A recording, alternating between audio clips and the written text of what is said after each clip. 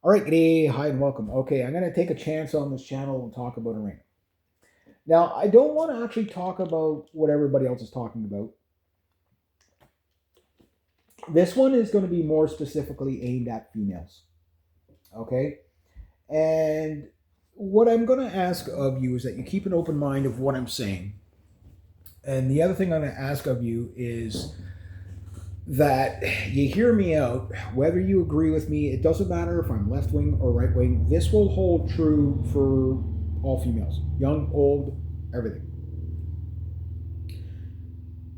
Without getting into who I am and whatever. So you're going to watch my channel. You're going to find all kinds of fun content on it, milk toast stuff, and very little political stuff on this channel because I don't do political on this channel. I do what I call like philosophical thought, which is a part of this. This playlist is what is it? Philosophy. You're doing it wrong or something. Whatever I call it. Perspective. You're doing it wrong. Okay. Um, the reaction to Iryna's death. I don't have any video footage here. I'm not going to show it. It's horrific. This girl died a very brutal death. It's just you got to see it. Okay. Now, if you look at statistics and stuff like that, and if you get like the feminist spin on things, the problem with the feminist is that they're more about hating men than actually about protecting women. Now, on the other side, you have, say, like your MGTOW, your red pill community, stuff like that, and the misogynists. They're not all the same. They're not all the same, but they're in that group. And their view of society is a black pilled one. Even the red pilled guys are actually black pilled if you don't know the terminology. It goes back to the movie The Matrix, blue pill, red pill. And then people added other colors in there. Black pill means like, it's the nihilist pill. Basically, there's nothing we can do. All hope is lost. Down with the ship we go. Doomer. It's the doomer, right? And then there's the white pill. The white pill is, yes, we're going through chaos right now, but it's going to be better on the other side. Okay? That's the white pill, the optimist, right? And that's probably the pill we have the least in this world right now because everything's so crazy. Um, the why she died, the who killed her, all that stuff doesn't really matter as much. What matters more is the scenario and the surroundings, okay? And just understanding perspective. So, the thing is that we're told diversity is our strength all the time. But studies and statistics say that it's not. It's divisive, okay? And just mentioning that, half people are probably going to click off the video. You know what I mean? Don't stay around because that's the ideology you're going with. That's not the ideology I'm going with. I'm not going with ideology. What I'm going with is if I was walking through the bush, okay, and a bear came out, okay, all I need to know is that thing can kill me. That's all I need to know. I don't need to know if he's going to kill me or not going to kill me. So my perspective is I can't make the assumption for that bear. The bear's the bear, right? The only thing I can do is either learn how to deal with a bear when a bear comes out of the bush. So I can walk softly, carry a big stick or a boomstick, whatever. I could use whistles. I could use all kinds of stuff. What do I do when it shows up, right? Um, which comes down to another question that I've proposed so many times. Regardless of what the laws are, the question remains this: who will be the first responder to your attacker? You. So that point, that's where you have to know oneself. Male, female don't matter here. You have to know what your capabilities are, what they aren't, and you have to be realistic, right? Because reality is the teacher always. And reality is this, that law of the jungle says, or law of the bush, if I'm out there and I come toe to toe with a black bear, even at the same weight as me, and we're going to go fist to cuffs or paws to cuffs, I'm going to get my ass kicked majorly. I'm going to get eaten by that fucking bear. That's what's going to happen to me. So I'm going to be carrying my big Bowie knife. I'm going to be carrying anything, a big stick, whatever. I'm going to make a lot of noise. Nike defense doesn't work against a bear because 4 legs runs faster than 2. But Nike defense might be your best defense against an attacker. Maybe yes, maybe no. What's Nike defense? Run your ass out of there. But there's a better tactic, and that tactic is called distance. In knife crime, okay, crimes with knives, they're almost the most impossible weapon to counter, period. The terror level of a knife exceeds hand grenades, it exceeds rifles, it exceeds tanks, it exceeds bombs, it exceeds everything. When you ask people what is their number one scariest thing to be attacked by, the knife comes up. Almost every time, maybe 80-90%, the statistics float around, but most people agree that the knife is the most terrifying thing. I'm sure there's more terrifying things out there, but the knife is usually what comes up to. Like nobody ever says, I'm terrified of being beaten to death by a frozen snapper fish. Like, just nobody ever says that, right? So why is it that that comes up? What do the stats tell you about knives? Well, the stats tells you that if you're going to be attacked by knives, you're almost 99% going to sustain injury every time. You can see all these great self-defense videos and stuff like that of people taking knives out of people's hands and all that stuff. Never works in the real world. You cannot counter a knife.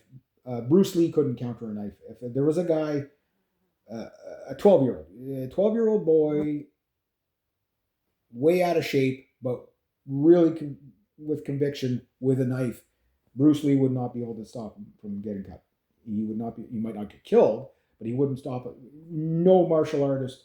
There's no martial artist in the world, okay, that could even stop a guy like me. And I don't have mad skills or anything like that. But I'm just saying, if I want to cut you with a knife or stab you with a knife, and I'm determined to do that, not that I'm threatening to do that to anybody, or even if you are going to do that, there's almost no counter to it other than Nike defense. Get out of it. You're going to at least get cut. Now, if the intent is just to kill you, you're probably going to get killed. So why am I telling you this? Because that's reality. That's what a knife attack actually is.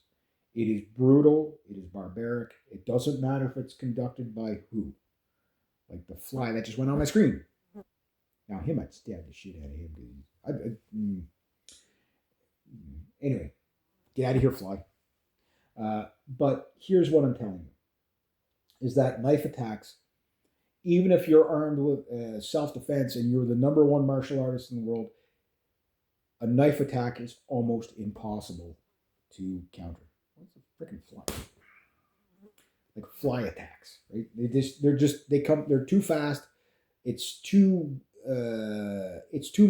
knife can be from one hand to the other hand within a flash of an eye.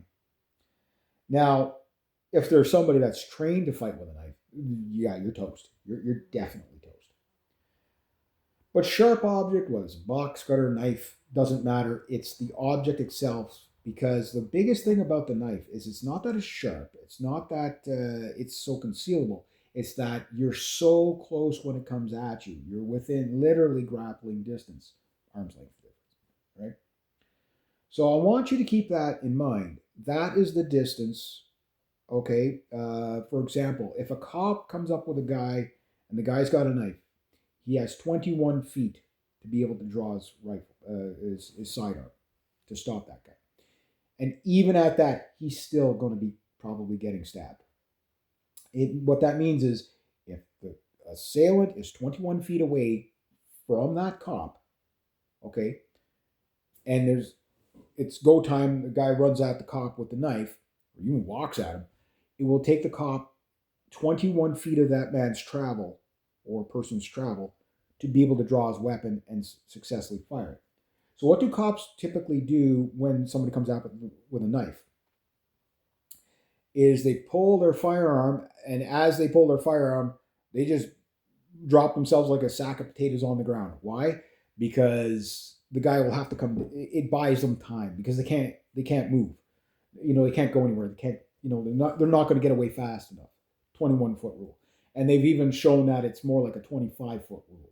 So in other words, your attacker is going to close that 25 feet faster than you can draw your gun. Okay. Now sit a foot and a half in front of the person that wants to kill you, with your back turned to them. The girl died without even knowing she got killed. She was so stunned. You could see it on her face. She had no idea. She probably didn't even realize she got stabbed. She was probably in such shock. She no clue she'd just been murdered. And until, she's probably just as the lights go out, so to speak, as she falls behind the chair or the bench and bleeds out. The last few seconds are terror of her realizing that I'm dying, right? Completely heart-wrenching to watch. I don't recommend watching it. The thing is that footage is very red-pilling. A lot of women are now looking at this, and not the women that already understood this, like, okay, men and women are biologically different. Men tend to be more powerful. Accept reality, don't accept reality. But they also understand that, it's not about how I perceive people. It's about how others, what's in their head at the time, right? What they perceive of you. Now, if you're a guy, you typically walk around and you see another man looks a little shady, whatever. You'll look at him and you will size him up right away, right?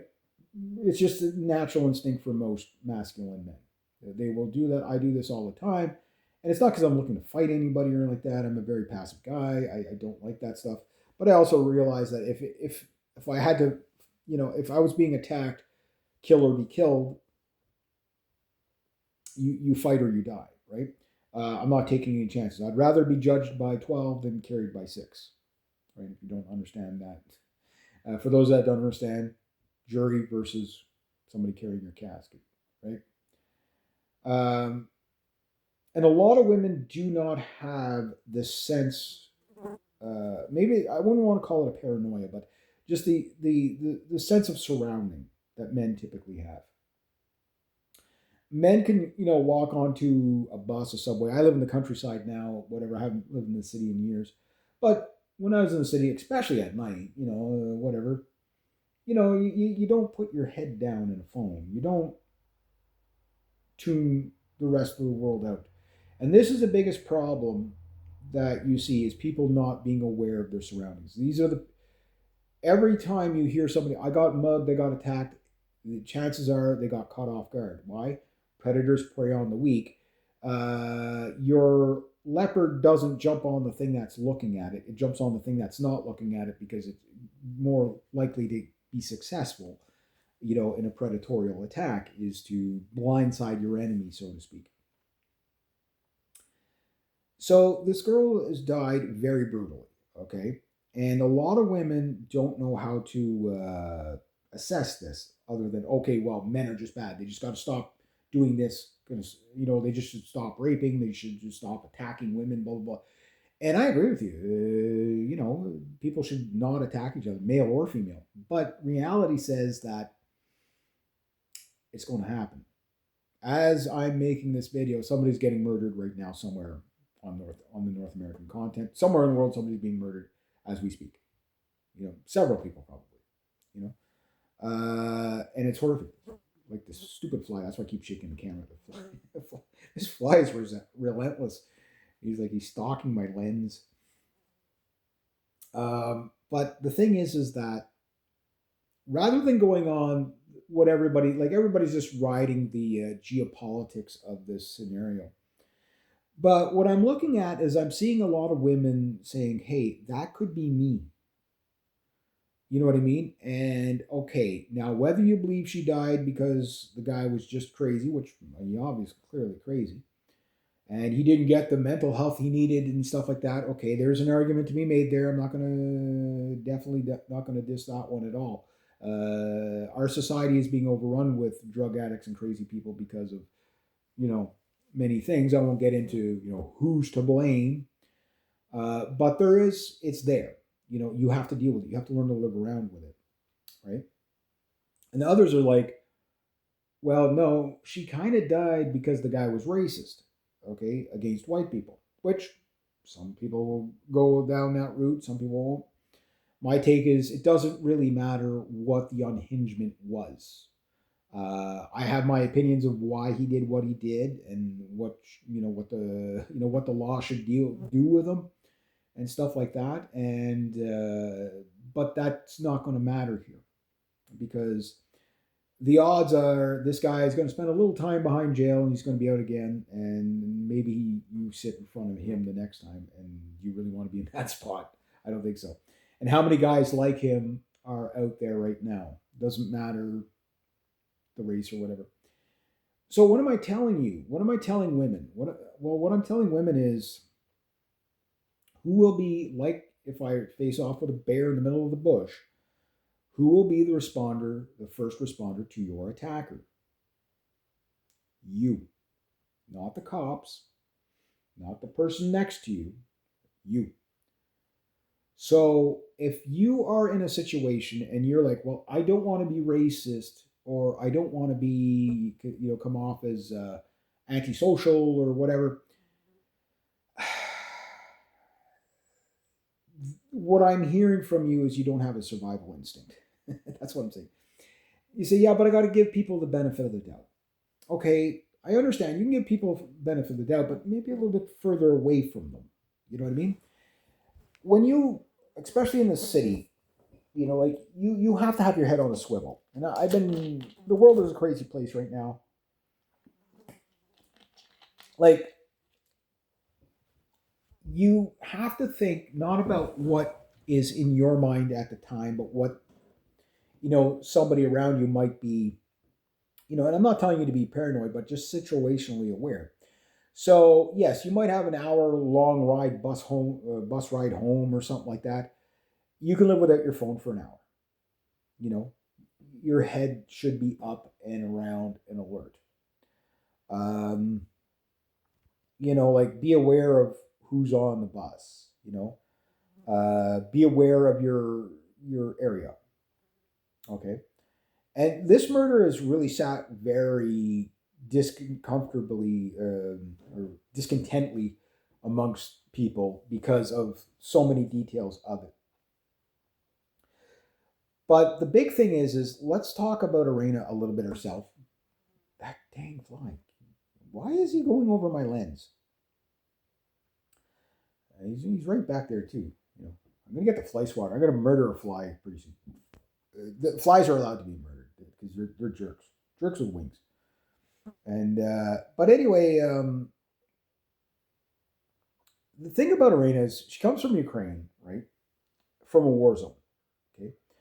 And Ukraine is a country that's not going to pick on them, but most of the Eastern Bloc countries, the old Soviet Eastern Bloc countries, had a lot of problems with corruption and stuff like that, a lot of crime. But they're also very homogeneous countries, meaning pretty much everybody in Ukraine is going to be a white Ukrainian, right? You might like that, you might not like that, but that's not the important detail as much as you think. But it does play in, meaning she's probably has the mindset of when she goes to the United States that the people in the United States are going to be the same as the people in Ukraine. If I'm not bugging them, they're not going to bug me, blah, blah, blah. But that's not how it works. That's not how big cities work. Big cities, people attack each other just for the sake of their breathing, right? There doesn't need to necessarily be a reason, and this is a problem a lot of people just cannot accept. I've always summed it up as trying to figure out the rationality of a crazy person will drive you insane. Sometimes there's just no reason, there's no closure, uh, there's just no point of what happened. It just happens. No different than a wild animal attacking you. It just happens because it happens, right? And no different from why a freaking fly keeps going on my darn screen here. So I'm assuming that this girl got on that train completely. You could see that, okay, she just got off her shift, so she's probably tired, which is not helping. People tend to let their guard down when they're not paying attention. And she's not assuming anybody's ever going to hurt her, right? She's just, okay, I'm going to sit in my seat, go on my phone, not bug anybody, not talk to anybody, whatever, not everything will be fine. She sat there for like, what, a minute, 2 minutes max, and then she was dead, you know? But she had her head down looking at her phone when she got stabbed, like she was so stunned what just happened. She probably, like I say, had no clue she had just been murdered. Um, like it would have been complete terror and panic for the few seconds that she was alive. She bled out very, very quickly.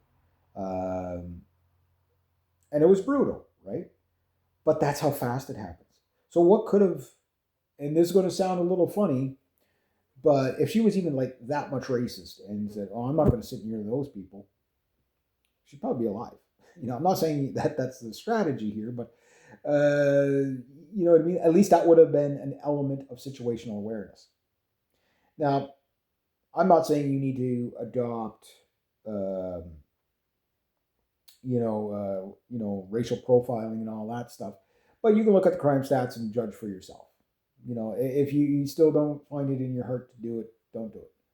But that said, even if you want to go from an individualist point of view, distance between sketchy individuals and yourself could be your life or death. Meaning the 21-foot rule, if possible, or just sitting at least 3 seats ahead. Something as simple as that, right? So I don't know how much he weighs, but probably 150, 160, 170, 180, whatever he weighed. And she weighs what, like 90, 100 pounds? Like, no chance for this woman whatsoever. No chance to fight back. And completely blindsided, no chance to fight back whatsoever. Which means that wherever you go, whether you're male or female, but I really want women to understand this. Rather than protest, against people saying, well, this is racism, whatever, you see the media on one side trying to say, well, yeah, he did it, but, we should cut him some slack, kind of. Maybe not quite as high and dry like that. And the others are like death penalty. You know what I mean? But at the end of the day, the debate is meaningless because she's still dead. You know what I mean? She was still taken away from her family and her loved ones and whatever for no reason, no reason. Uh, Again, and what could have kept her alive was maybe sitting a couple of seats ahead. Now, maybe that's not possible all the time. So if it's not possible, well, grow eyes in the back of your head. Like, find a way. Like, even if she stood the whole way home, just so that she could keep, her, more back to the wall kind of thing, and whatever. And don't box yourself in. Give yourself an out. Look for the exit. Have a way to get out of there, in case it does go awry on you, does go sideways on you. So this murder, again, is not the first of its kind, not the last, and it won't be the last of its kind, but it's one that is visual, one that people are seeing, and one that people are understanding that, things happen extremely fast, and precautions need to be taken no matter where you go, because that's just the world you work in. So if you're going to walk through the bush, you're going to prepare yourself to deal with a possibility of a wild animal. If you're in the city, you're going to prepare yourself to possibly deal with a wild two-legged animal. right? So for women, you're at a disadvantage, whether you want to accept it or not. The average man tends to have our skin is about 14% thicker. Our muscle density and bone density is thicker and more solid. Men tend to be about 1.5 times stronger than women on average. This is what you're contending with. Okay, maybe the stats might be a little bit out, but they're pretty close. In general, the men are going to have a physical advantage almost all the time. So that there's not much you can do about that. You can take self-defense courses and stuff like that. Not against that at all. Highly recommend it. But a better strategy for a petite 96-pound woman is distance. Distance, distance, distance. A barrier between you and a possible attacker could mean the difference between you telling a horrific story or people reading your eulogy. That's it, the choice is really, that's the choices you have. It sounds grim because it is. That's reality. Reality is going to be reality no matter what. But I don't hate people, and I don't want to appear well. You don't have to appear racist. You don't have to appear mean. You don't have to do any of that stuff. You just have to use common sense in certain scenarios. You just have to be situationally aware. Not on your phone with your, distracted.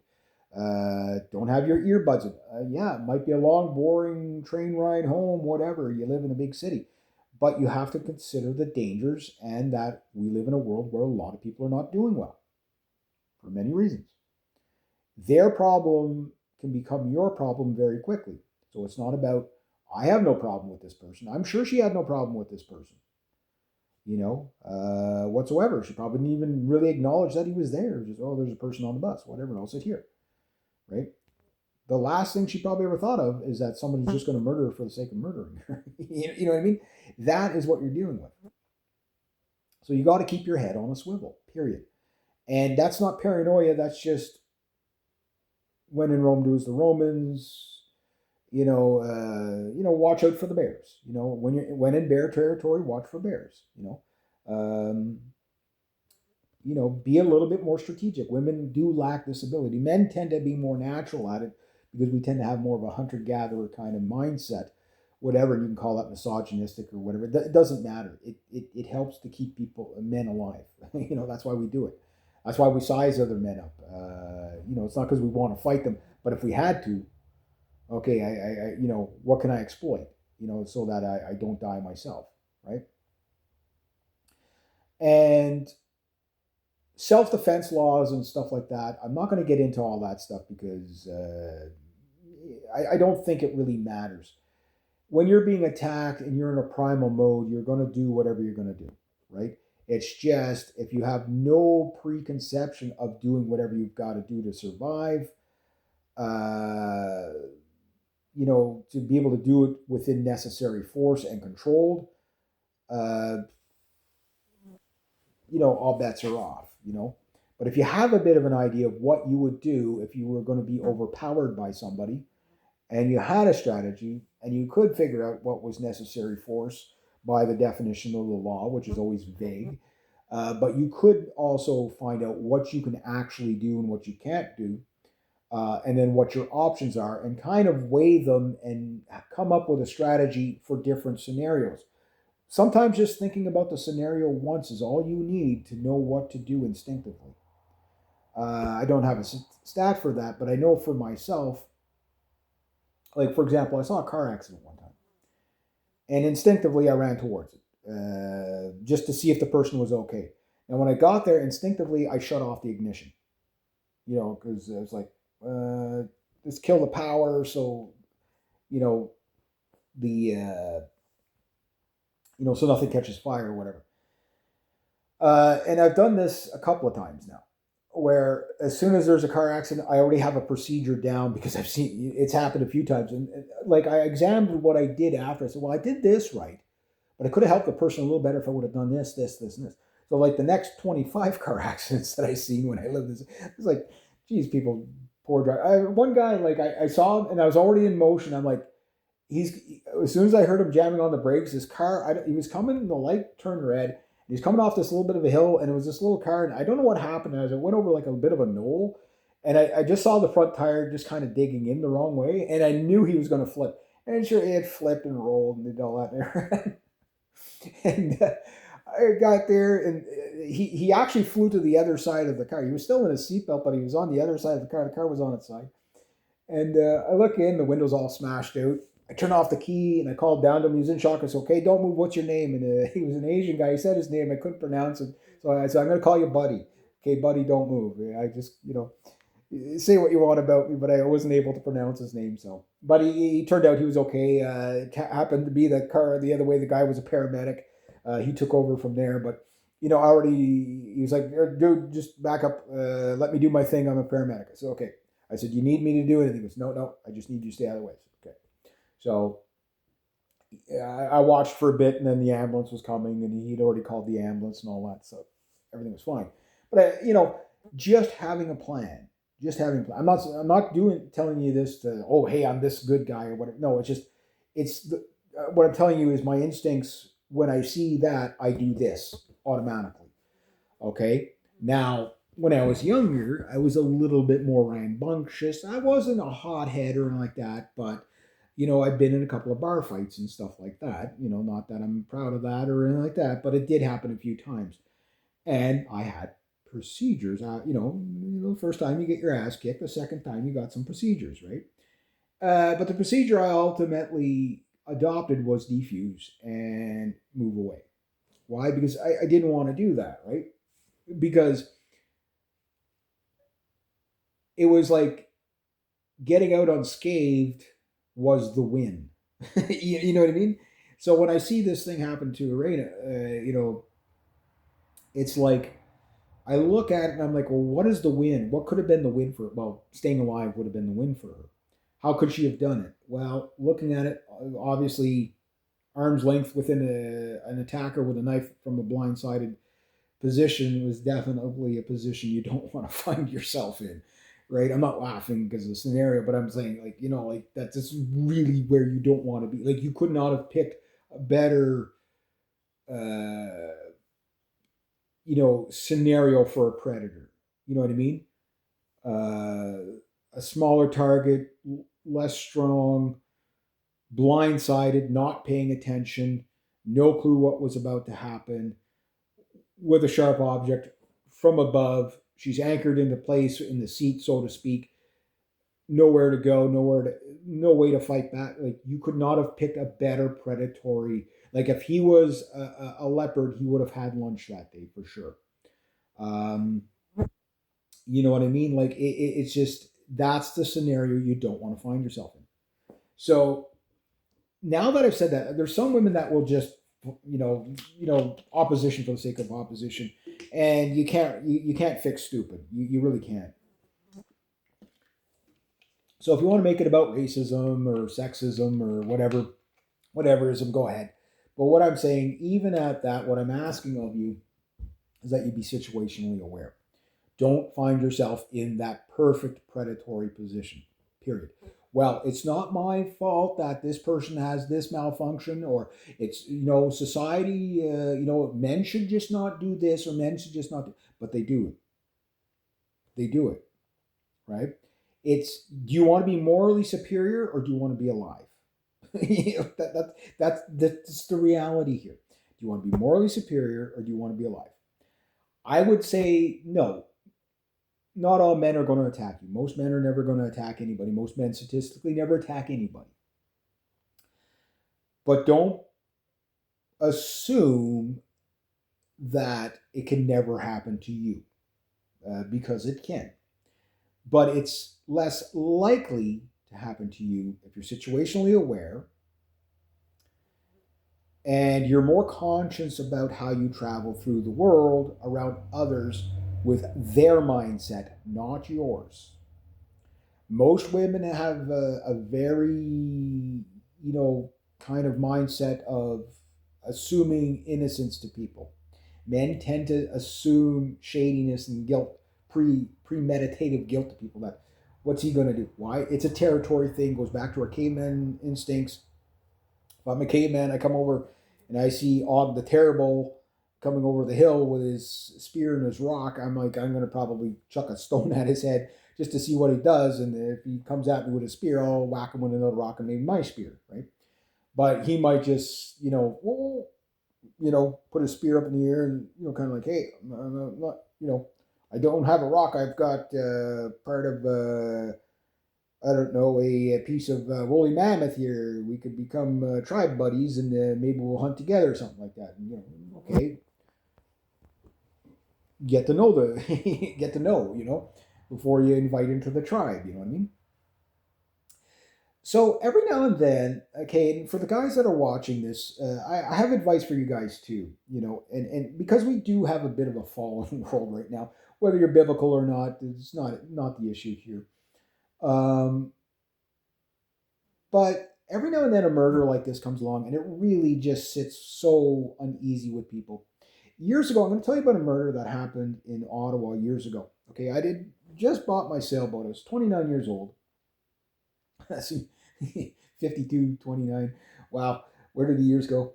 And it was one of the first times I slept on the boat. But, like I bought the boat, I got it all cleaned up, my little Tanzer 22. I was sailing it all day in the lower Ottawa River. It was a beautiful day, everything like that. And I was getting the hang of the sailing and all that. And anyway, it was a nice, beautiful evening watching the sun go down, nice purple sky. Just God, just, God's country kind of thing looking at, right? And anyway, I called it a night and had my supper, called it a night. And I woke up in the morning and there was this helicopter just flying around like crazy. And it's like, okay, usually, hearing jets and, airliners and stuff like that, it's a city, right? And the Rockcliffe Airport wasn't too far down. So you always hear the little training Cessnas coming out of the little Cessna 150s. You hear them coming out of there. They go, and then, another about 20 minutes later, you hear another one. But this helicopter he was in the area. So I woke up, I don't know what time it was, 9 o'clock, whatever, 8:30, 9 o'clock. And I stick my head out the hatch, and here's this little red helicopter with the doors open. And you could tell the guy was lower than probably regulation. He was probably around the 500 foot or below. And you could tell he was kind of like canting the helicopter or banking the helicopter to kind of look. And you could see him looking, and you could tell he was talking and everything like that. And I also noticed the second helicopter was a news helicopter. So, oh, something's up. Didn't think anything of it. So anyway, later on, I get going, and then I heard on this news there's a beautiful young lady went out jogging the night before, and or night or two before, and she disappeared. And they found her body in maybe not even quite a kilometer, or about 2/3 of a mile from where I was, off the bike trail. This National Capital Commission bike trail, right? And she was murdered, raped, all the worst things that could happen, and left in a swamp. This beautiful young lady went out jogging alone, and I remember this. This one really, it just freaked out the whole city of Ottawa at the time. And the killer got away. No, I was never a suspect or anything. Yes, I was, close, in that sense that it happened very close to me, within a mile or so, right? Right, because the boat, was anchored right off, where the bike trail was, and I'm like, geez, I'm glad I was a little bit out further. Could have been me, right? But I know it wouldn't have been me. Why? Because a predator killed this woman, right? And anyway, the details of this woman all week that week came out. She was, she was like a saint, right? And she was beautiful. She was young. Everybody loved her. She, donated time at the soup kitchen. All the, she was talented. Everything, right? And it's just, I remember keeping the article and the clipping and stuff like that. And everybody's like, who did it? Whatever. Eventually, a guy came forward and confessed about 5 years later, because it was a cold trail. I remember sitting down with my female friends and just lecturing them. Okay, this jogging by yourself bullshit, don't do it. Because this girl, healthy, probably had even a little bit of muscle on her. The guy that raped her, killed her, whatever, scrawny little guy, like, like there's no way that guy, like I'd pound the shit out of him. You know what I mean? Like, but you never know. You never judge somebody by the size. Some of these small, skinny guys can really throw very fast punches. Like yeah, never underestimate your opponent, regardless of size. But this guy overpowered her, and that was the end of her, right? And I remember it because it had made me think of an incident a few years earlier, right? And I was just like, different men in society have different roles. You will always have evil men in society, no matter where you go. This is not new. Monsters exist, right? But you have a lot of good men in society. Now the problem is we have kind of like a bit of the like everything crisis, and we have like relationship crisis, and you can find all of it all over the internet. If you're clueless about it, like the feminist versus the MGTOW thing, like you're just clueless at this point if you don't know about it. But yeah, basically the gender wars or whatever, men, mad at women, women mad at men for like internet stuff. I mean, but there's a lot of world two stuff, like real world stuff too to be aware of. But the reality of the situation is the world is full of monsters. There's human trafficking. It's at all levels. Our government covers up a lot of stuff because they don't want to offend people. They'll some of them are in on it themselves. So it really does come down to the individual taking care of themselves. But in a low trust society, the individual isn't enough because you need community. And so what I used to tell all my female friends was, anywhere you go, same thing I'm telling you now, keep your head on a swivel. Don't trust, don't give the benefit of the doubt at first, because you need to vet. Like, I mean, you'd never turn your back on somebody you don't know in a closed area. You just don't do it. And it's not about being mean or anything like that. It's about being, mindful, because you just don't know, right? And especially as, we see the mental health crisis, shooting through the roof, the drug addict crisis shooting through like people are just not doing well, right? So anyway, I remember lecturing all my female friends, and and some of the advice I gave them. And as a guy, okay, like, men don't have the same mindset as us Gen Xers and the Boomers have, where we're a little bit more old school, whatever. They call it misogyny now, but it's just basically, no, take care of the area, like the way, you don't have to know the woman to watch out for her.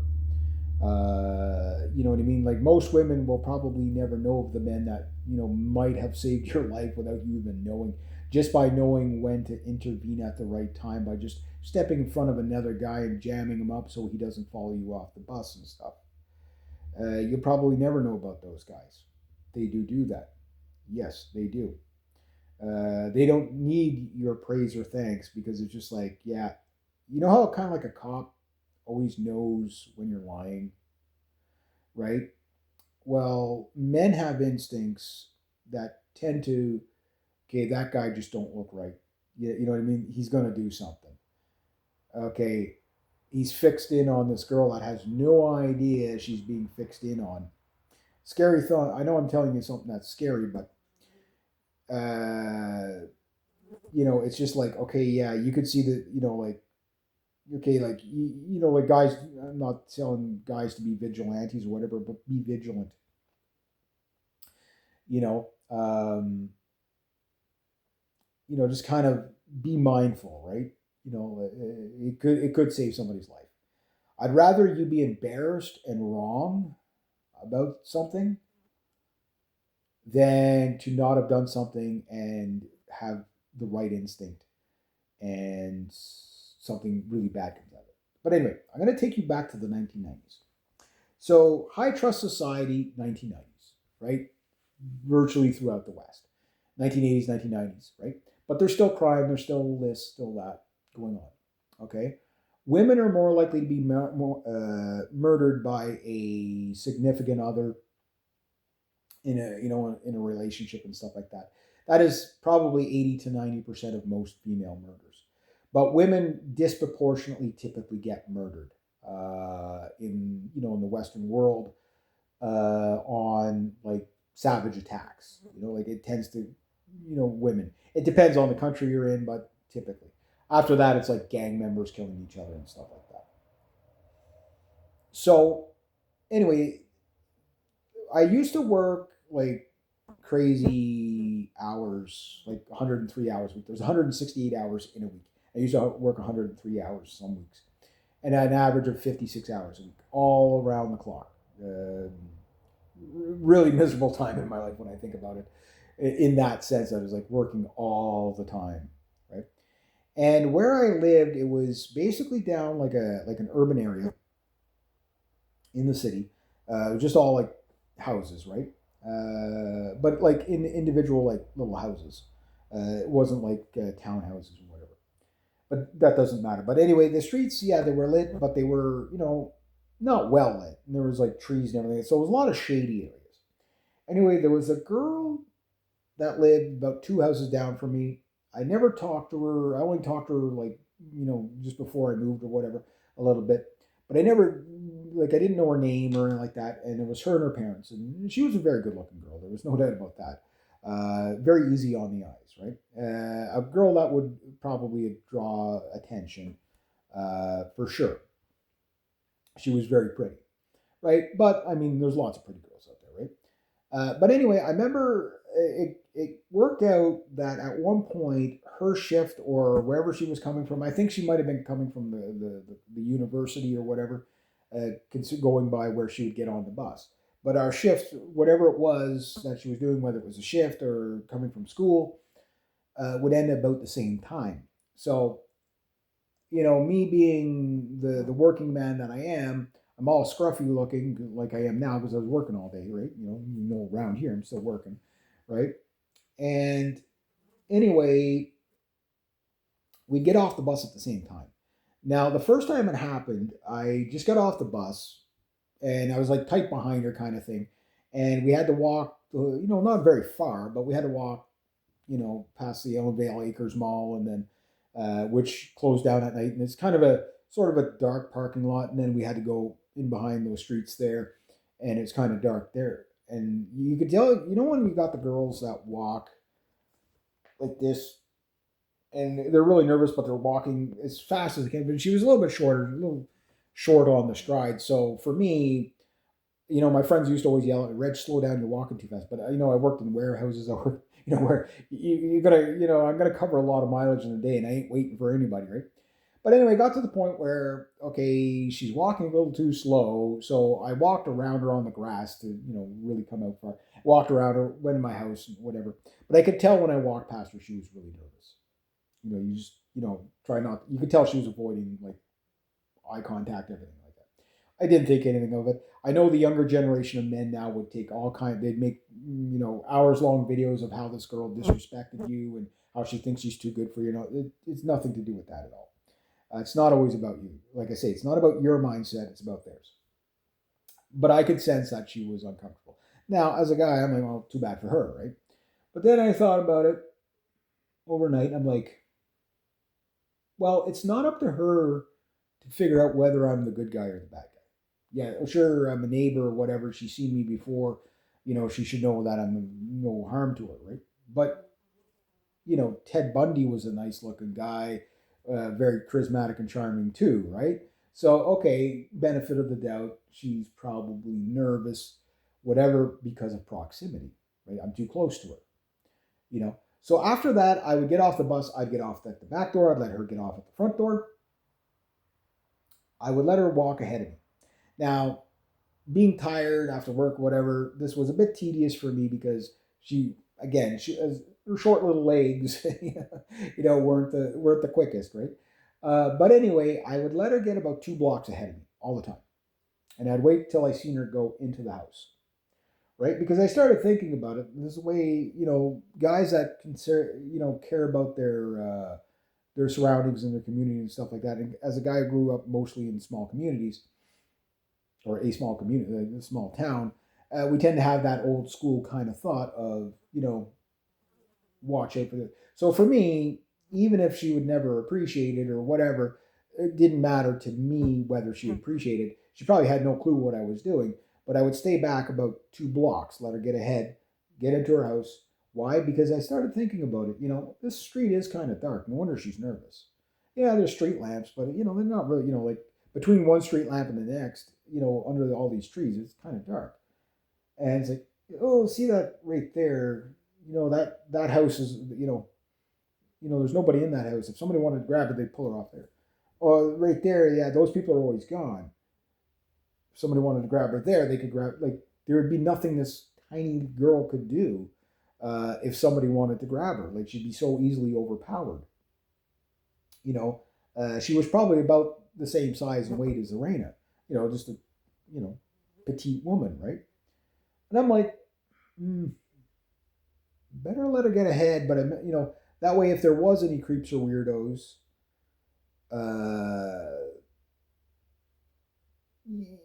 you know what I mean? Like like they wouldn't have a chance because I'd be there. You know what I mean? And they wouldn't probably see me coming because I'd be back 2 blocks, right? But it was just to keep an eye on her to make sure she safely got home. And guys, that's what you need to do. You don't need to announce it. You don't need, and all these guys that need approval of, hey, I'm doing this for you. No, you're doing it to keep your community safe. No more. Because like I say, let's say some guy grabbed her and had a knife on him. How do I deal with the guy with the knife? Well, that garden rock. Yeah, that guy's getting a garden rock in the head from 10 feet back. You know what I mean? Like that's what I'm talking about, right? You have a plan because you know you can't wrestle a knife without getting stabbed. It's just not going to happen. You might not get killed, but you more likely would get killed than stop the knife, right?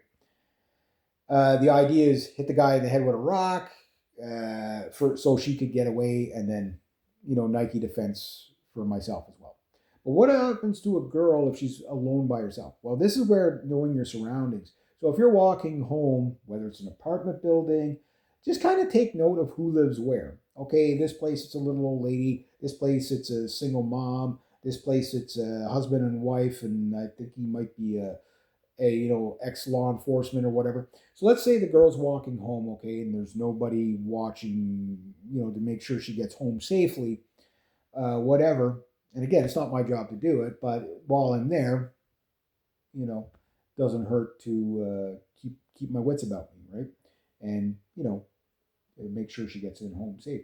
But if you're a girl and there's some guy following you, you're not sure. Again, I'd rather apologize after and you be alive than to get this one wrong. Because if you get it wrong, you die. And you die brutally. But if you see a light on and somebody's really close and you're not sure if they're going to try to grab you or not, run into somebody's house. Fucking beeline, but pick the house, pre-pick the house that you're going to run into. Okay, that's a family of 4. I'm safe. That house is full of 5 guys. Maybe I'm going, out of the frying pan into the fryer. You know what I mean? Like, be mindful of where you're going. This is what I mean. Like, scope out your living area. This apartment here. Like, just first unlock door. Just run in, slam the door. Somebody's following me. You know what I mean? You could apologize later. You know what I mean? Call for help. Apologize. Make a lot of noise. Let people know that. Thing is we have a deracinated society because the last thing I'm going to talk about is the reaction of people on the train. Now, everybody has their take. Okay, was it because it was racism? They wanted to watch a white girl die, or they just didn't care? Others, well, hey, the guy just stabbed somebody, intervening, they would be in shock too. It's like, okay, well, if I try to stop this guy, which they wouldn't have been able to stop by the time they realized he was stabbing her, it was already done. You know what I mean? It'd take a second or two for that compute. Right, so what, do I go try to wrangle the guy now, or do I just call the cops after he gets off the train and describe them to the cops? You know what I mean? There could be a whole host of reasons, but one reason is we have a deracinated society. And this is not blaming the victim or anything like that. Again, some girl from, rural Ukraine is probably going to have no clue about this. But there's a lot of women that have told men over the years, we don't need your help, we don't want your help. Anything a man can do, a woman can do better. There's that out there, and there's lots of it out there, which has made a lot of men just not turn, not care. Not it's like, well, fine, no, they can deal with themselves. So you already have that sect of the male population that is just they're done with the whole assuming like the Me Too thing where assuming every man's a potential rapist and stuff like that. So there's that, right? So you have, again, women have to consider that there's going to be a good proportion of men that will not come to your aid, period, because they get shouted down for even suggesting it, right? That they, because, you think you're morally superior, whatever. Women have been brainwashed into a lot of crazy stuff too. The other angle is the bystander effect, right? The bystander effect transcends male, female, race, and everything like that, where it's just something happened and people will gawk at it rather than do something, right? But usually, the penguin effect, as I call it, when the penguin effect is this: if you have a whole bunch of penguins at the edge of an iceberg, right, about to jump in, they're all kind of shoulder to shoulder, like, hey, don't push in, don't push me in. There could be a freaking killer whale down there or a sea lion that's going to eat me. And then suddenly, right at the very edge, and one of them says, screw it, I'm going in. Jumps in. Guys, no sea lions, water's fine, come on in. And then the rest jump in. One penguin jumps in, they all jump in. Penguin effect. Well, the same thing happens with bystander effect. Bystanders stand there until one person moves. One person moves, everybody jumps into action, right? You see this time and time again. There's been studies done on it. It's all the time, right? So the bystander effect is a thing, but so is the penguin effect, right? So you can utilize that. Let's say you're the guy reacting to the madman that's attacking the poor lady. Bystander, come on, guys, let's go. And 10 guys just jump up. Not all the time, right? It's not what you think and what your moral superiority is. It's what will other people do, right? So don't be offended when people do nothing when they see really crazy things happen because they're still trying to process what they just saw. So most of those people, okay, whether you give them the benefit of the doubt or not is irrelevant. The girl's still dead, right? There's nothing they could do anyway. Whether they were there or not. There is nothing they could do to her attacker because she was the first responder to her attacker who was behind her while she was distracted with her head down in the seat. Not blaming the victim, telling you that that predator had the most perfect vantage point, right? So her first line of defense would have been sitting somewhere else. that would have been the very first. I'm not saying the guy wouldn't have come over to her and killed her, whatever, but she at least have saw it coming, right? So it's not up to the people around her to know what's in that guy's head. Why? Because crazy is crazy. Like I say, trying to figure out the rationality of a crazy person will drive you insane. So for guys, yes, if you're the good guy, you could just use vigilance and stuff like that to help out where you can. There's like for example in Canada, our self-defense laws, there's a moral duty to assist if it doesn't like if there's an accident. It's maritime law. This laws are hundreds of years old. It probably something like that exists in the States too. But uh, basically, if you see your duty to render aid is there if there is no harm potential to you or who you're with. So, like, let's say you're somebody with a small child and somebody's on the ground. They need your assistance for whatever reason, but you can't let the child out of your sight, type of thing. You might get off on that, right? Okay, you're a 90-pound woman. This guy's beating the crap out of this girl with a knife. No judge is going to say, hey, you should have rendered assistance to this lady. They wouldn't do it for like a They wouldn't do it for Bruce Lee. You know what I mean? Like, no, the guy had the knife. Yeah, we're not expecting you to take on the guy with the knife.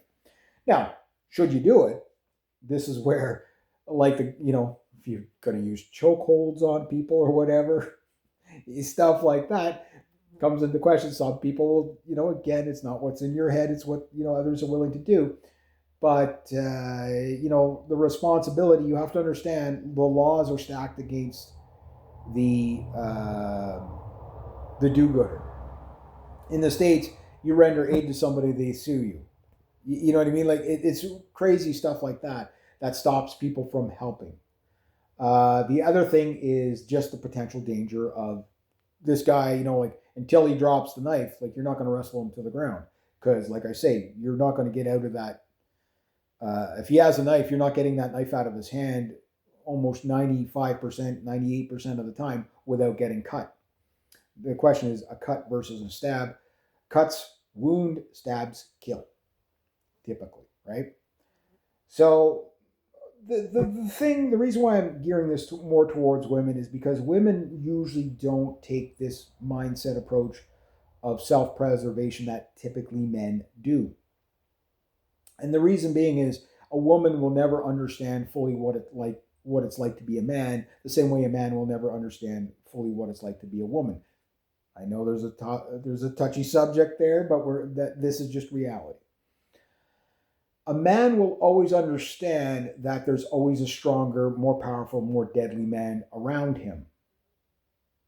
A woman will never consider this, that there's a more stronger, more deadly woman around him. She does not have that instinct. She does not have that tribal instinct to protect in that manner.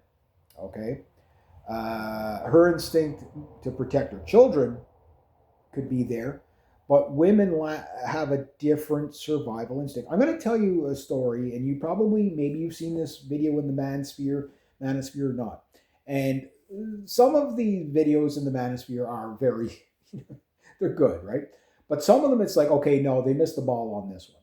There's this video of this blonde lady, you'll probably in her car, talking about how a man approached her in the parking lot, even though in daylight, while she was with her children, and she started screaming at this man, "You get away from me, you don't come near me while I'm with my children," blah, blah, blah, and all this stuff. And the MGTOW guys and the manosphere guys took it as, oh, this woman is just being a real bitch. This guy probably, like, assuming that this guy was just going to talk to her or whatever.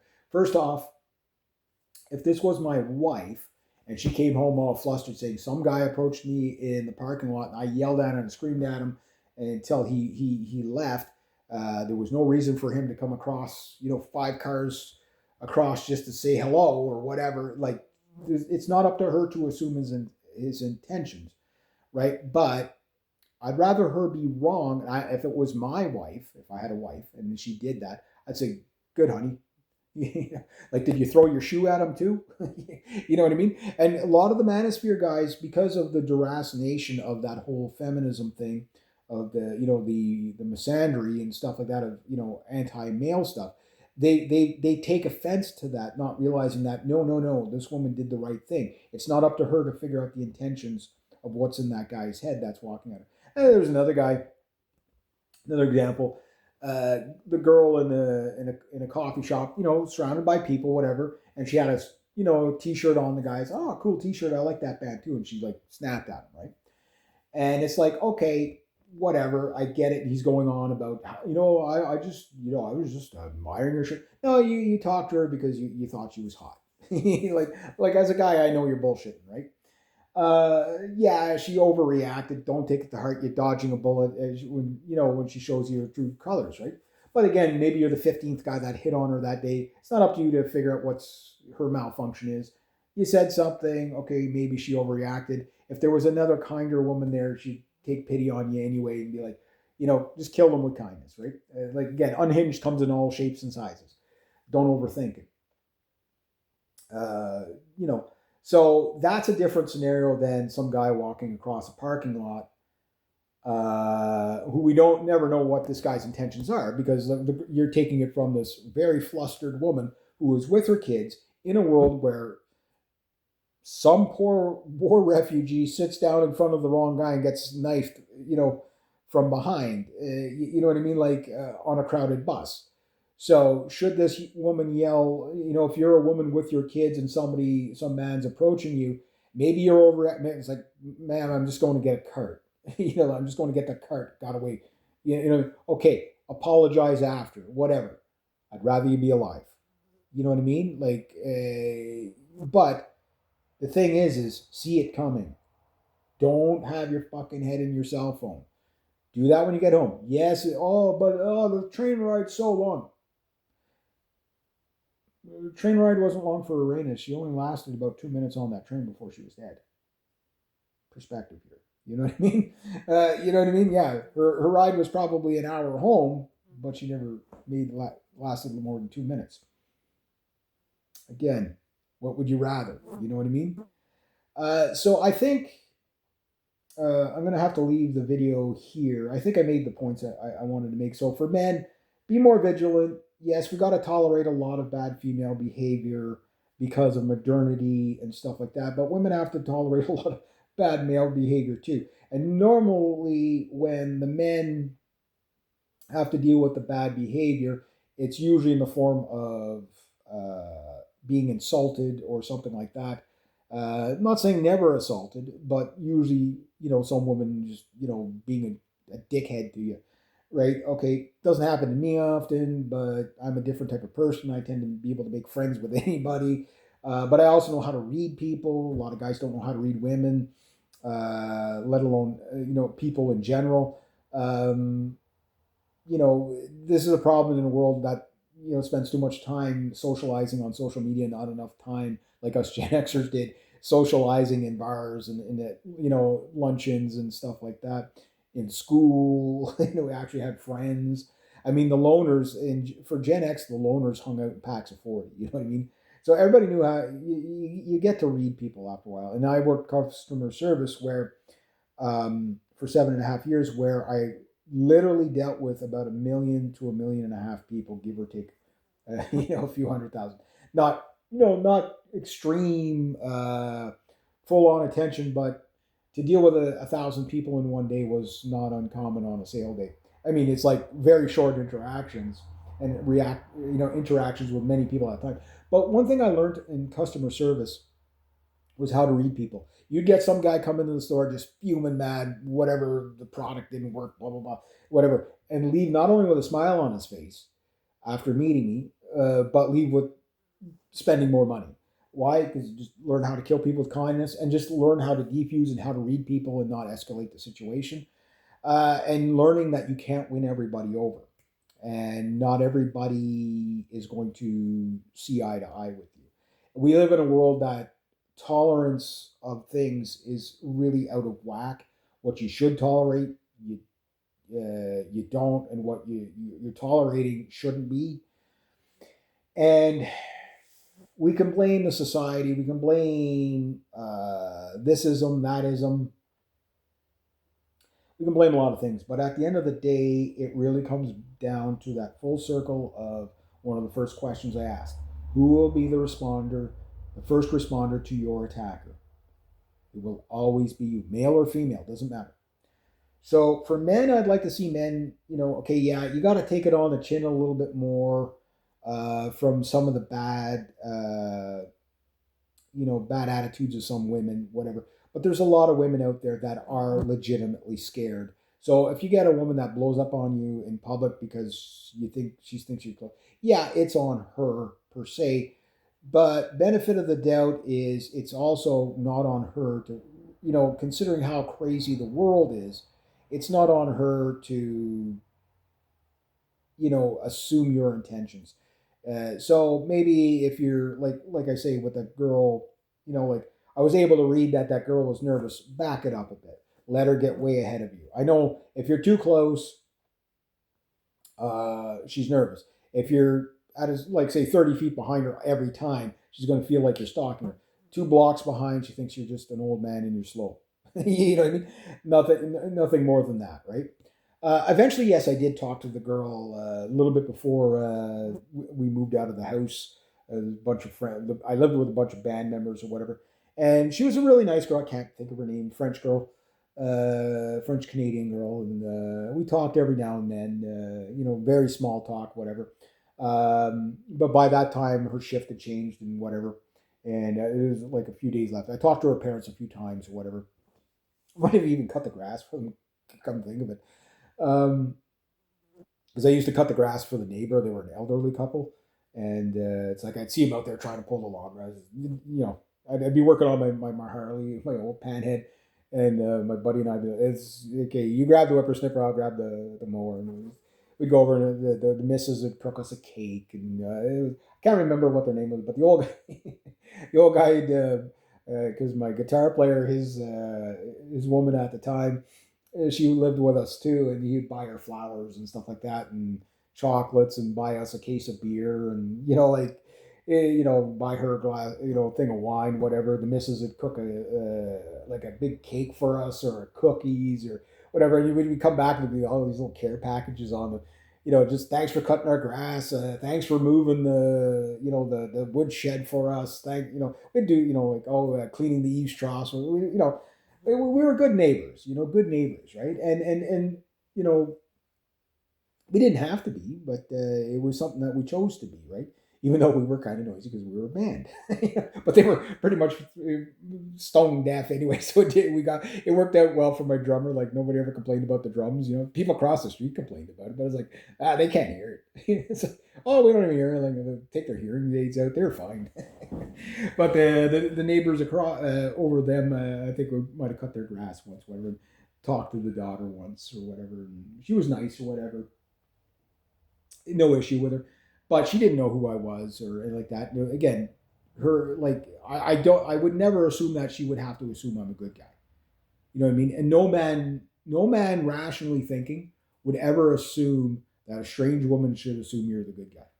In fact, I would be kind of mad like, I used to get mad at my female friends. I'm like, no, no, unless you know the guy personally, head on a swivel, don't put yourself in a situation that could get you into trouble until you know who he is. You know what I mean? And I tell it, and they'd say, why would you say that? We don't know what the guy's like. I said, because I know what men are like. They could either be Jekyll or they could be Hyde. You know what I mean? They could be good. They could be evil. You only get to play that card once, and if you play that card wrong, you could die. You know what I mean? Like, it's just, yeah. Like, since the murder of that lady, I probably still have the news clipping somewhere. That young girl. It just really hit home for me that, you know, as a man, the strength and the responsibilities that I had to, like, community and stuff like that. Now, living in the city, you don't have much sense of community, right? But the thing is that it gave me that, like, holy geez, I really have to watch out for my female friends. A night out on the town, like, okay, I can get drunk, but I gotta always stay sober enough that I could throw cuffs if I had to, right? I never had to, but you know why? Because I had to keep like. But I've intervened, like all my guy friends. We've done this several times where it's like, one of my female friends. That guy's kind of freaking me out a bit, and we just make our presence known. Right? A lot of times that'll scare the crazies away, But the thing is, you get stalkers and stuff like that. Those guys are hard to counter, right? And the thing is that as a guy, it's like you know that if that guy has bad intentions, that woman will not have a chance. You know what I mean? And that's the message here, is that for most women, you will not have a chance to counter the average guy, let alone somebody like that towers over you. It's just not going to happen. Oh, I'll just kick him in the balls. You don't think he hasn't thought about that? That's the first thing you're going to go for. I'm not saying don't try it.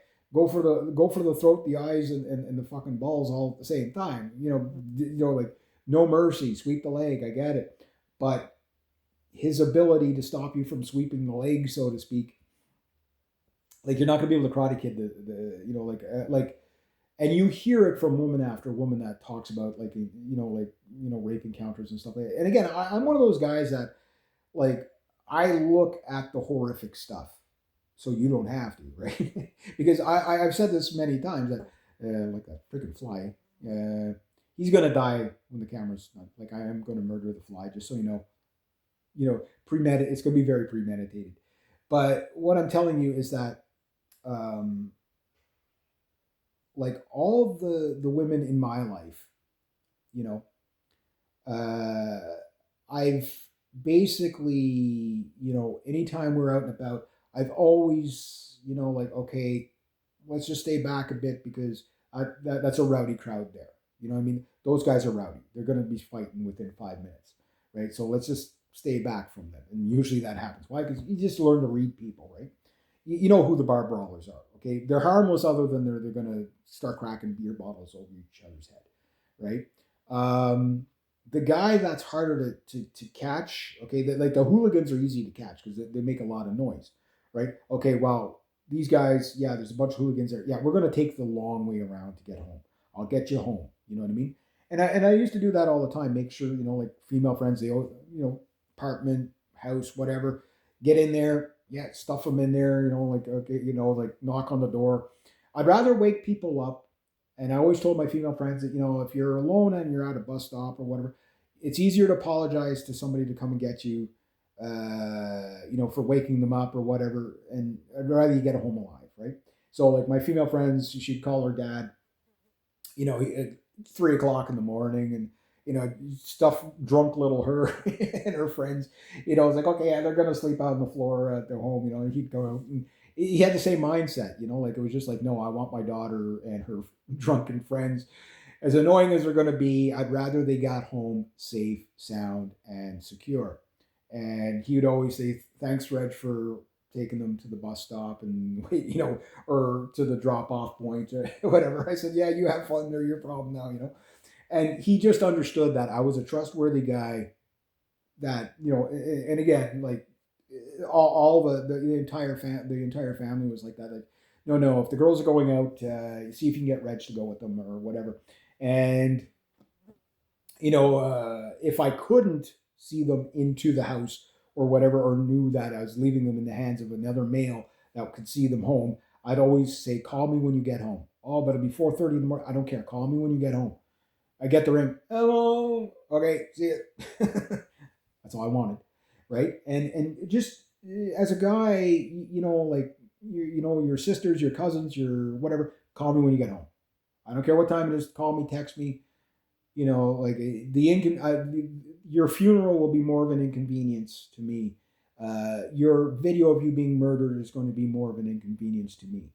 Uh, you know, I'll take the waking up at 3 o'clock in the morning on the chin. You know what I mean? I won't even sweat that one. And this is the thing that I want to see men promoting more of, is that if we can't get the legislator, like again, we live in a society that has been soft on crime, and I'm not going to start yet making it political, but they are soft on crime. Where, as in 1978, you did something like what that guy did in the bus. The last public execution in Canada was in 1978 or 76.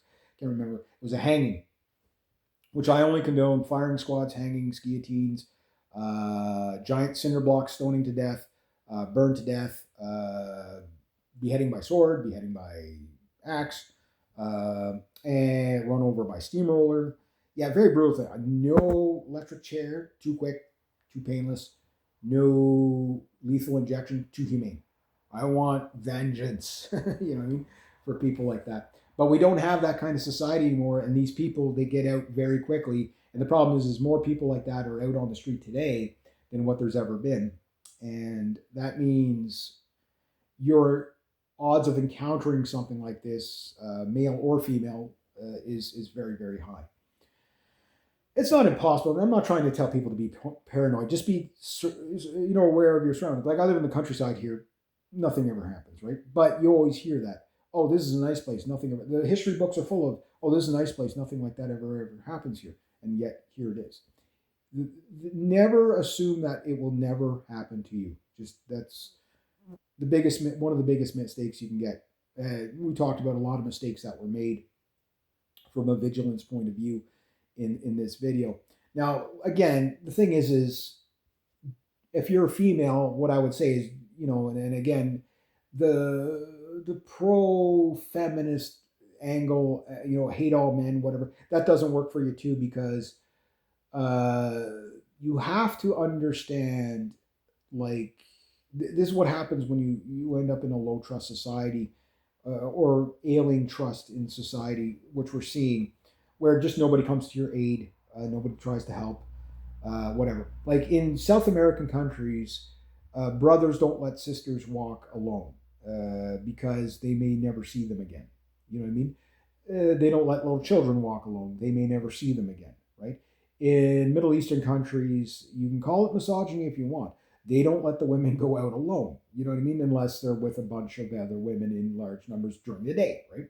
So there's problems there. I get that, but there is at least a bit of a code of vigilance there that you don't see in the West. The West is all about individualism and stuff like that, and me, and to the point where people are so socially unaware of their surroundings that they have no idea the dangers they're actually even in.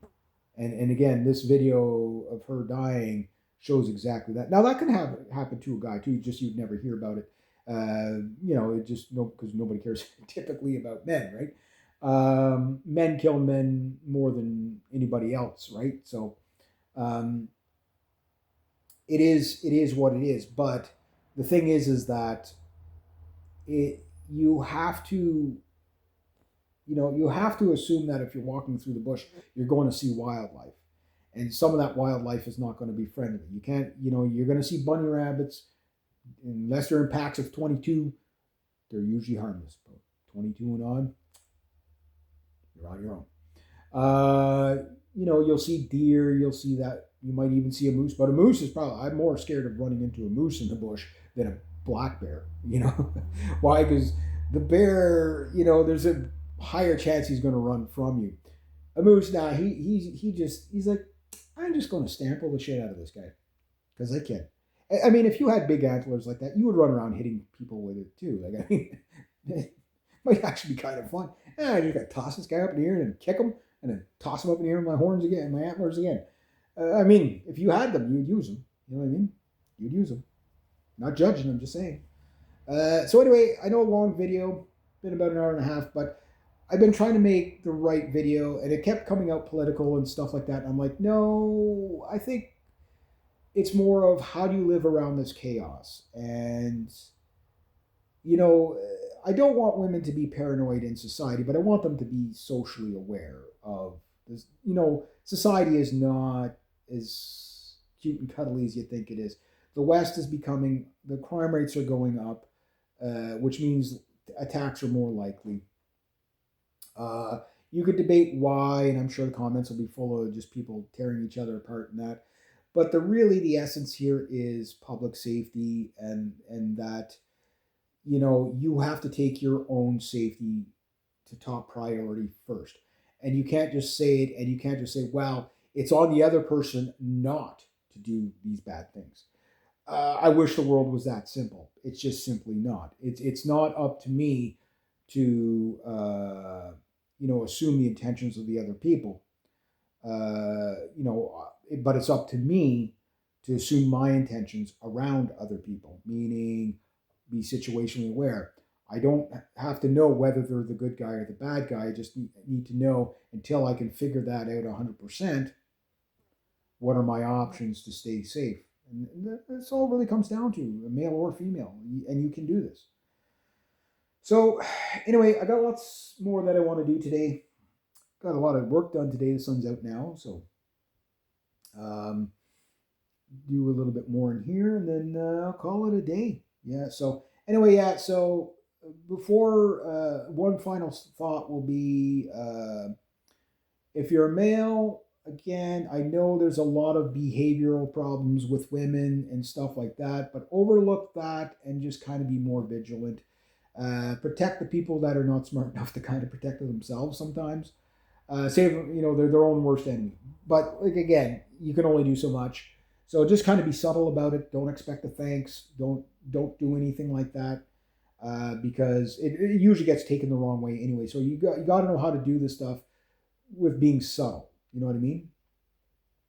like just be situationally aware, for people. And you usually see these people, they usually come out of the woodwork in a crisis moment. You usually see them, I saw this happening, and I was ready for it, kind of thing. And you'll see that, and it always makes the news when it does. So whether it's a chokehold that gone wrong, or somebody just like knocking somebody out that needs to be knocked out to stop them. Other people, crashing their vehicles into people that are doing really dumb stuff. There's no shortage. There's no. It just the internet. Like, again, you will be entertained. You might be traumatized, but you will be entertained. Now, for the women, again, this video is not about calling you weak or dumb, or you're the victim and it's your fault, or it's about, you will be the first responder to your attacker. Do you want to be judged by 12, carried by 6? Would you rather have to apologize for somebody for making the wrong assumption? Or would you rather people read your eulogy? These are your options. It has nothing. You could take pot shots at me and call me misogynist or whatever. It doesn't matter. I don't care. Um, Make it about me if you want. But the message I'm really trying to convey to women is that we do not live in a high trust society anymore. Maybe we never did, but it's definitely more showing itself now. And men understand men better than women will ever understand men. And we understand the violence that men are capable of, okay? Especially when they go crazy. You know what I mean? Women do these violence too, but it's very lopsided. And again, I know the manosphere guys don't like to hear this, but yes, most of the time it's men because of our advantages of strength. Our thought processes are more hunter gatherer, which could make us more predatory as well. And it's just the advantages we have, it's lopsided. Women don't think the way men think. That's not a bad thing. It's not a good thing. It just is what it is. So women need to be aware of that, okay? And they also need to be aware of, again, just because it's a beautiful morning, you should not be jogging alone. Yeah, but it's a city park. So many women get murdered in city. More women get murdered in city parks than probably anywhere, like on a mountain trail or whatever. But even at that, like, there's no shortage of horror stories of women being beheaded while traveling because, oh, I just love to travel and I love people and all that, and just not realizing the area territory they're in, time and time again, because they just assume innocence to everybody because they don't want to be a bad person. You know what? I'd rather you apologize to somebody and people after, say, maybe I've overreacted, maybe, but you're still alive. You know what I mean? I'd rather somebody making a video about you and your kids being unhinged, yelling at some strange guy coming at you. Again, I really don't understand why anybody would be like, "Oh, this girl is so entitled." And I'm like, she's with her kids.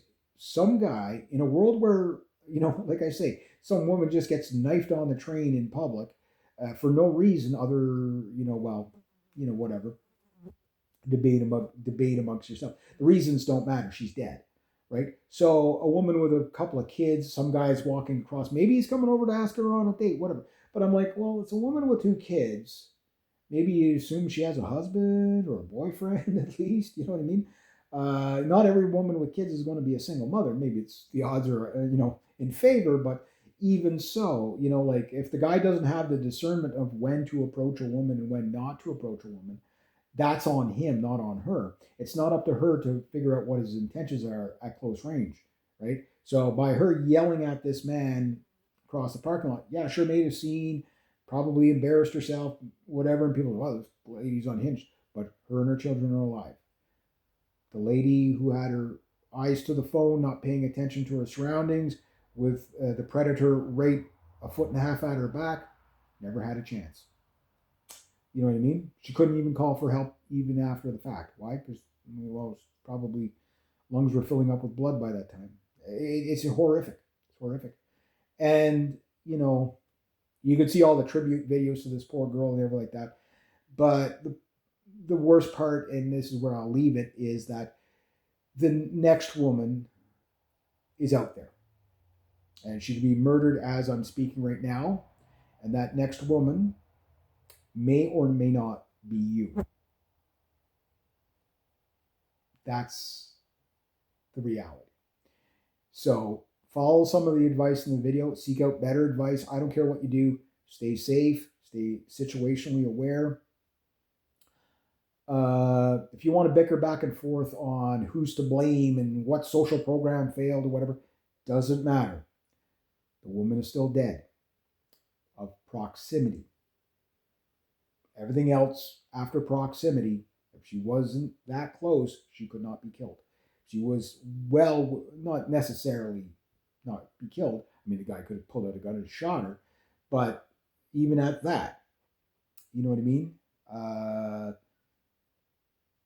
Proximity can equal death when you're not aware of your surroundings. The same way if I'm walking through the bush and I come out, a bear comes out behind me, I don't have a chance, right? So do I walk with my head down? Well, I'm going to listen to my headphones and watch my cell phone? No. Be aware of your surroundings. Stupid fly. The fly's really aware of my surroundings. I'm going to get them. Anyway, I'll leave it at that. Get a long video. And like I say, I just wanted to make it. I tried to make the video a bunch of times and it just come out to the same arguing. And it's like, is that really fruitful for people to watch the video? And, you know, like, okay, it's just the arguing points of the left versus the right. And it's just like, how does that help anybody? You know what I mean? I'm not saying don't debate it, whatever, and have your opinions on it. But what I'm also saying too is you need to see that the problem, you just saw the symptoms of problems. It's not the actual problem. You know, that's just the end result of a bunch of symptoms of a bunch of problems that are not going to be solved overnight. And because these problems are not going to be solved overnight, many more lives are going to be lost until it does. And it just is what it is. So the is what it is the reality. Anyway, there we go. Rate, subscribe, comment, like, don't like, whatever. Do your thing. Have yourselves a great day, eh? Be safe.